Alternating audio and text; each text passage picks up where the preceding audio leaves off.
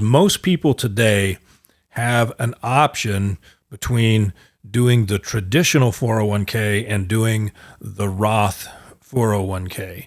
And there's a big difference between the two. And there are times when people should be doing the Roth 401k, and there are times when people should be doing the traditional 401k. So first, I want you to explain what's the difference between the traditional 401k and the Roth 401k. So the Roth 401k, what that is after-tax dollars going into the Roth portion, right? And you kind of brought it up earlier, the employer match, right? The employer match will still go to a traditional 401k, whereas if you're just doing all traditional 401k, all that money is going in pre-tax. And so what ends up happening, obviously, is that money is going pre-tax, has never been taxed. So once you start to take that money out is whenever you will pay that tax.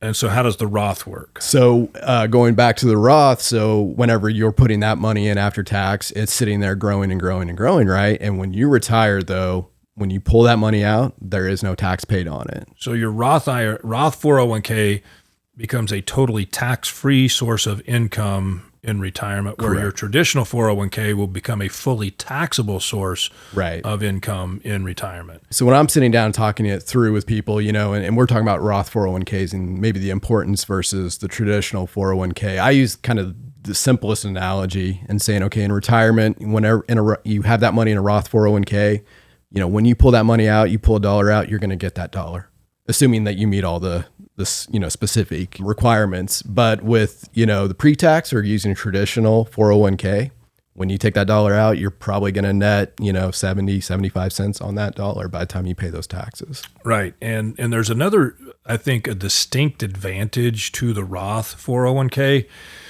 and it revolves around how money is taxed in retirement. Mm-hmm. And so one of the things that I think helps us make a decision on whether a person should be doing Roth or traditional is understanding how much their Social Security is going to be and when they plan on claiming that Social Security, because distributions from a Roth IRA don't count as something called provisional income when it comes to determining how much of your Social Security is going to be taxable. Right. So in other words, let's say that somebody had $50,000 of combined Social Security and they've got $100,000 in withdrawals coming in from the Roth IRAs. How much tax will that person pay?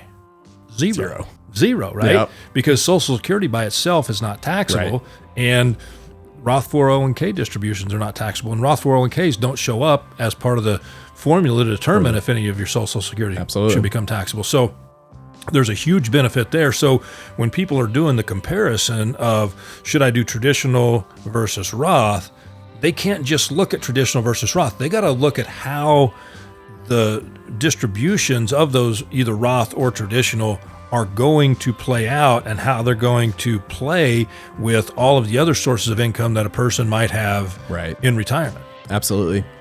And I think that goes back to the importance of having that overall plan in place.